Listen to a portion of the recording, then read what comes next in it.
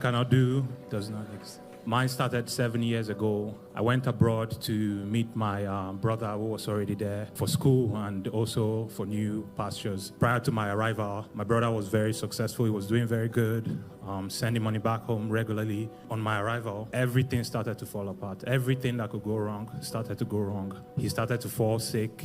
And then, because of the severity of the illness, I had to become his substitute decision maker, which means I have to be making medical decisions for him, attend courts and also meetings with doctors. And I was there as a student, so I started, struggling in school. I started to fall sick myself. I started losing all my hair on my body. I would wake up and see patches of hair on my pillowcase. Even when I was showering, I'll see it all over the shower. And then some days I won't be able to get out of bed. I was severely depressed and started failing in school. Before I knew what was happening, immigration said I had to leave because, I wasn't doing well in school, and rightfully so. The goal of this whole spiritual attack was to get me and my brother to come back home without nothing. And it felt like they were succeeding because my brother came with nothing. He had 2 cars, a house, and everything. But the way he came back, when he came back, he had nothing, absolutely nothing. So while all of this was happening, I met my wife and, we got married. We had 2 kids, and she was also, applying for permanent residence. Her time had come. And I told her not to put me in it because, my own immigration history was going to affect, her application. But she refused, and I bless God for that woman. She decided to put me in that application. And immediately she put me in the application, everything started to happen again. They've never refused her for any application since she's been abroad for 15 years, but they refused her work permit over a document that was already there in the first place. While all of this was going on, they also sent a letter, immigration. It said I left the country or they were going to refuse the whole application. And they gave us 7 days to make a decision. My wife was 6 months pregnant by then. 2 kids, heavily pregnant, no support whatsoever. I didn't know what to do, but I had a relationship already with God. So I asked the Holy Spirit and my other friends to take care of my wife. And I packed my bags and I left, said goodbye to my 2 kids. I didn't know when next I'll see them. I just told myself I needed to take it one step at a time. On my way back, I was tearing up on the plane because I was also coming back with nothing, absolutely nothing, not $1 in my pocket. To me, they had succeeded. I came down. I stayed with my dad for a week. And then the next week, I came to my sister's place. She's an NSPPD and a commissioner here. So she told me that if I join this place, if I don't receive what I'm asking God for, I shouldn't listen to whatsoever she tells me again. So I decided to join. My first service here, I met a guy, he came to do his testimony. Matthew is a footballer in Russia, I think. So his testimony really touched me. I was tearing up, and I told God here that if he showed me and my family mercy, that I would come here, I would stand here. I won't send a video. I would stand here and give my testimony. So during the mid-year fast, we're fasting, we're praying.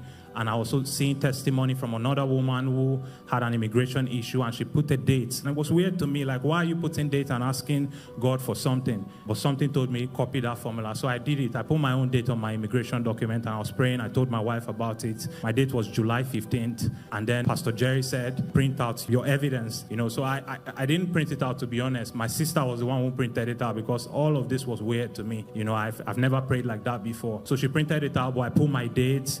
I filled out my name and everything, and I kid you not, church, 15 July before 12 a.m. Before 12 a.m.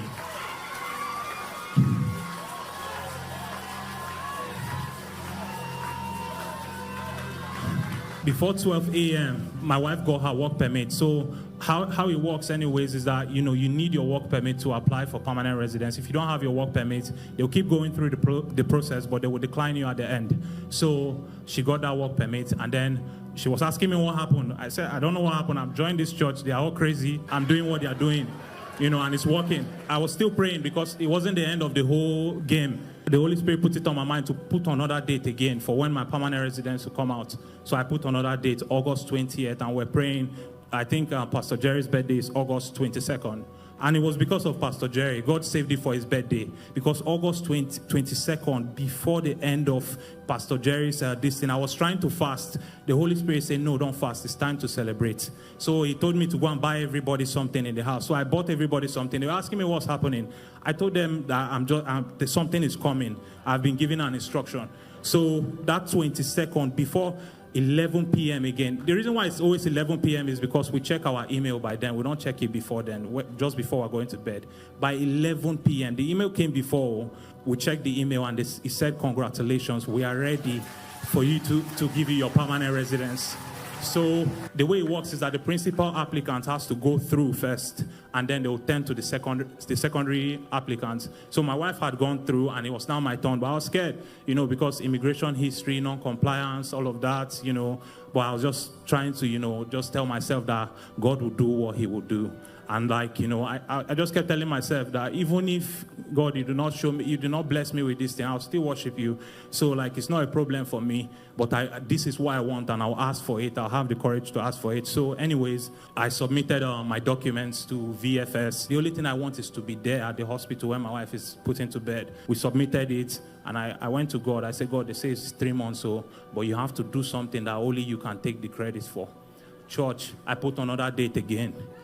October 3rd was my final date. I said, God, you will do this one. And I told everybody, I told my dad, I said, book my ticket, I'm going. By that October 3rd, nothing. I was checking, nothing. I was hearing this thing in my voice, the Holy Spirit again, telling me that go to VFS and collect it. But it's weird, how are you going to just pop up into somewhere and tell them to give you your passport? So I decided to wait. I was just, I went to go buy orange somewhere, and then I came back after, when I looked at my phone, VFS told me that they are ready for you to come and collect your passports.